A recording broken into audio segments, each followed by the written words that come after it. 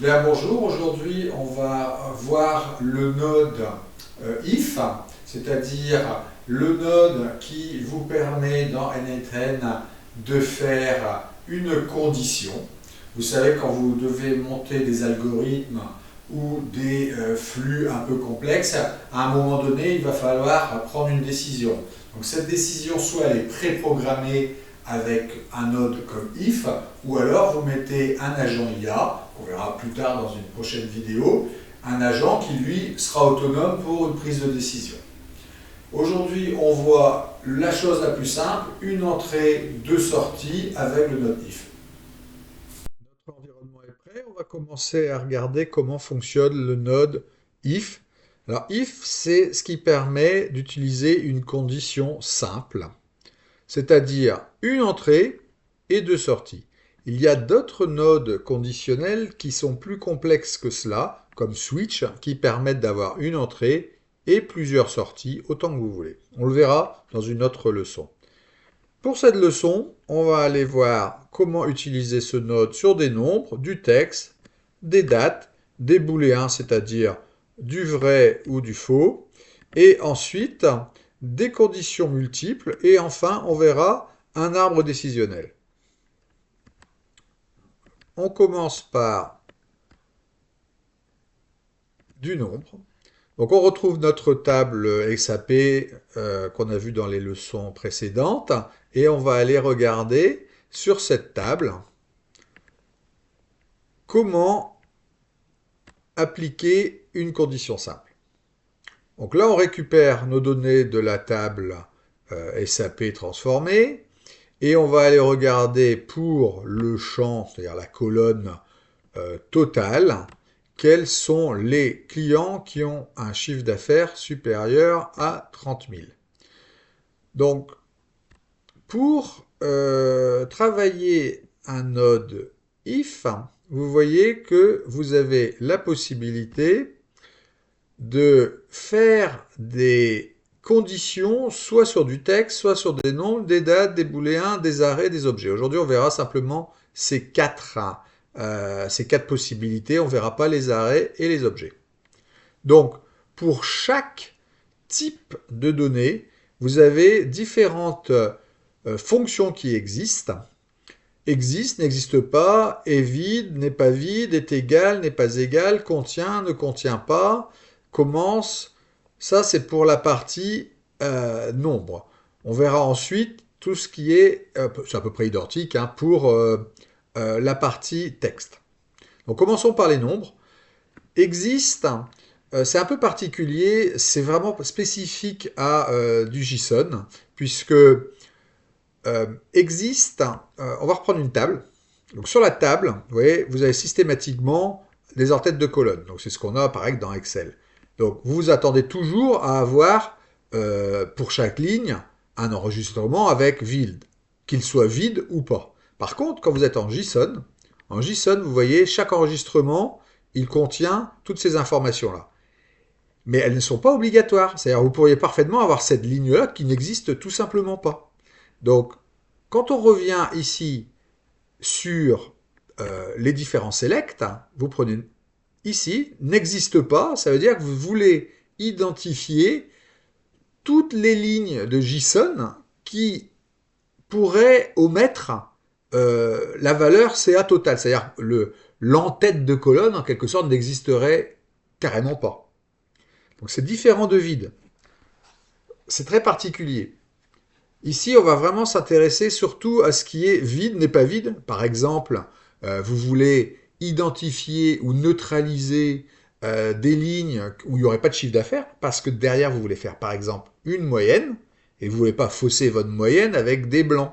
Donc pour ça, vous conserverez uniquement les valeurs qui existent. OK? Donc là, on prend le CA total, toujours pareil, on glisse le champ et on applique une condition. Là, je veux avoir mon chiffre d'affaires qui est supérieur à 30 000. C'est tout simple. Et je pourrais évidemment ajouter d'autres conditions. On verra ça plus tard pour tout ce qui est conditions multiples. J'exécute. Et là, je vais avoir deux branches. On les voit d'ailleurs. La branche vraie, où il y a 95 lignes, donc 95 clients, qui font un chiffre d'affaires annuel supérieur à 30 000 euros. Et la branche false, quand on clique dessus, on voit, on peut voir sous table, hein, c'est plus facile. Voilà, vous avez la présentation, 95 clients et 5 clients. C'est ce qu'on retrouve ici en sortie. Alors bien évidemment, on ne s'arrête pas là. On va normalement créer une action complémentaire. Par exemple, imaginons que sur les 5 clients qui ne font pas encore 30 000 euros de chiffre d'affaires, on veuille faire une action promotionnelle. Ben, qu'est-ce qu'on fera? On ira ici envoyer un mail, par exemple. Et on mettra un node Gmail. Bon, là, je mets n'importe lequel. On va reply a message. Euh, on ferait ici une opération d'envoi d'email avec un message bien particulier, tous les attachements que vous voulez, et vous envoyez une offre promotionnelle à ces 5 clients. Donc je continue sur l'explication. Donc maintenant on va passer au texte. On ira plus vite, hein. Le texte c'est à peu près la même chose. Vous allez récupérer ici le node, laissez-moi juste exécuter le step. Voilà, on récupère la rue. Dans la rue, on va pouvoir faire les mêmes opérations qu'on a vues tout à l'heure, sauf qu'on a contient, ne contient pas, c'est souvent intéressant, ou commence, ne commence pas. Euh, et surtout, quelque chose qu'on pourra voir ultérieurement, ce sont les expressions régulières. Les expressions régulières, c'est du code qui permet de faire des choses extrêmement complexes, notamment vérifier si une chaîne de caractères suit un pattern particulier. C'est-à-dire, par exemple, si ça ressemble à un numéro de téléphone, si c'est un format d'adresse email qui soit conforme. Donc voilà, ça c'est vraiment très intéressant quand vous voulez faire des selects approfondis. Donc pour le coup, on reste sur des choses extrêmement simples. On va faire euh, une condition avec contient et contient avenue sur le champ rue. On exécute et on voit qu'on a 34 lignes sur 100 qui contiennent le mot avenue.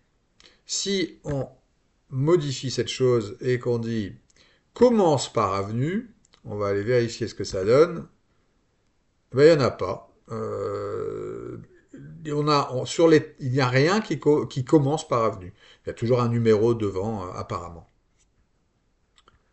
Donc, je passe à la suite. Date. Ça, c'est très très intéressant lorsque vous voulez vérifier sur une table de données combien de lignes sont antérieures, par exemple, à une date bien spécifique. Donc, ce champ-là permet de générer une date. Je vous le montre très vite. Ce node, pardon. Ici, on a du JavaScript qui est préformaté. Donc, par exemple, ici, c'est getCurrentDate. Donc, on a utilisé ça, c'est du JavaScript qui est en arrière-plan. Et on récupère l'heure aussi, on exécute et on a immédiatement notre date du jour et notre heure du jour. Là, on est le 29 décembre.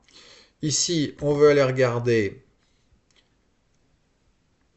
Je vous montre qu'est-ce que vous avez comme options, mais elles sont très classiques. Existe, n'existe pas, je ne reviens pas dessus. Vide, pas vide. Est égal à. Est-ce qu'on est sur le jour? Est-ce qu'on n'est pas.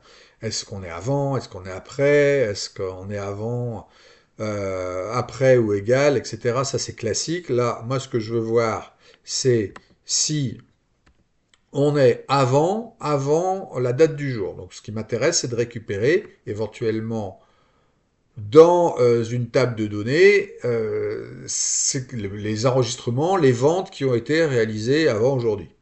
Donc ça, ou entre deux dates. Donc on fait ces choses-là. Et ici, bah pour le coup, comme on a de toute manière qu'une seule valeur, ça va nous faire une seule valeur qui est antérieure au 31 décembre. C'est pas très compliqué vu qu'on est le 29. Sort de là. Donc ça, je pense que c'est clair, hein, c'est très simple. Ensuite, on a le booléen. Alors, pour le booléen, donc est-ce que c'est vrai ou faux? On change un peu d'univers. J'ai préféré charger un dataset qui est bien connu en data science, qui est les malheureux passagers du Titanic. Donc sur les 891 passagers du Titanic, qui a survécu, qui est malheureusement décédé. Donc on charge avec un nœud HTTP le dataset, on le transforme avec du code, et ensuite ça nous donne ça. On va lancer le truc.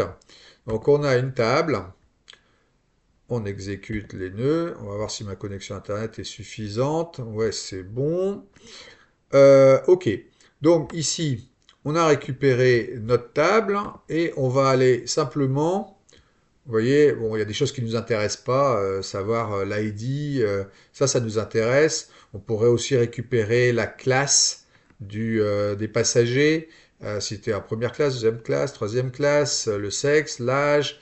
Donc moi j'ai récupéré ici l'ID pour des traitements ultérieurs, savoir si la personne avait survécu ou pas, son âge et son sexe. Je pense qu'aussi, si on voulait faire une analyse, la classe à laquelle appartenait le passager doit être très très importante. Il y a aussi le fait s'ils étaient en couple ou pas. Voilà, c'est très intéressant quand on veut faire des statistiques et travailler statistiques et du machine learning pour faire des probabilités de survie. Euh, donc voilà, ici notre base. Donc ça va nous permettre d'aller travailler sur le booléen, c'est-à-dire le booléen qu'on a ici, c'est survivant ou pas. Donc je récupère le champ survivant, je le tire ici et ensuite je vais aller dire vrai, par exemple. Si je sors ça, on va regarder combien. Donc on sait qu'on a 342 survivants et qu'on a 549 malheureuses personnes qui sont décédées. Et on récupère donc ces différentes lignes dans chaque branche. C'est simple, hein.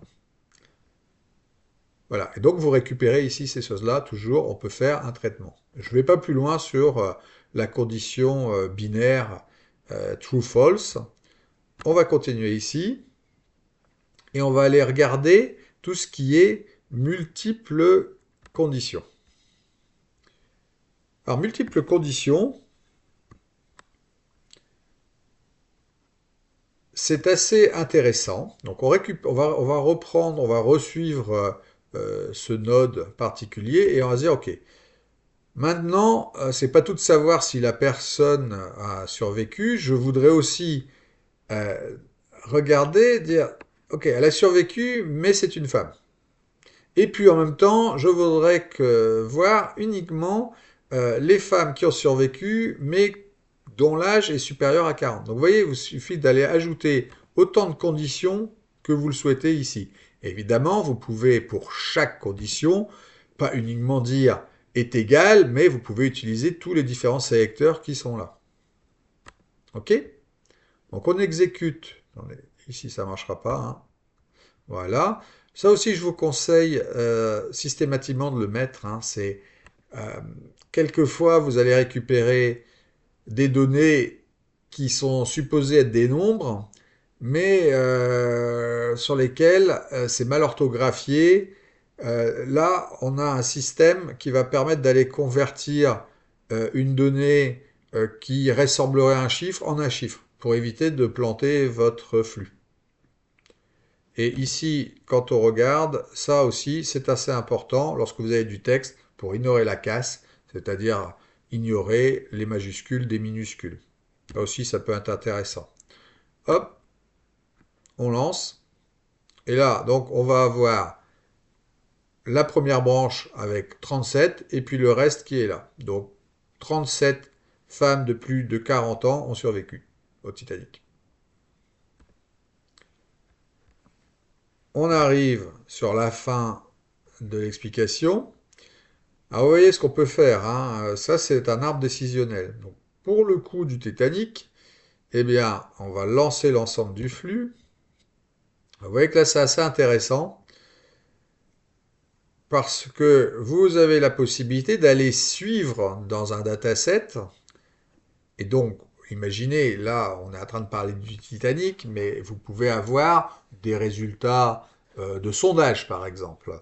Vous voulez avoir des enquêtes de satisfaction client, et là, vous avez une table de données avec 1000 lignes sur l'enquête, et vous voulez savoir par catégorie de clients, les anciens, les nouveaux, les hommes, les femmes, les âges, les villes, quel est le niveau, par exemple, donc les satisfaits, insatisfaits, moyennement satisfaits, et vous allez avoir vos pourcentages qui vont apparaître là, et vous allez pouvoir faire des actions spécifiques sur chaque catégorie de clients.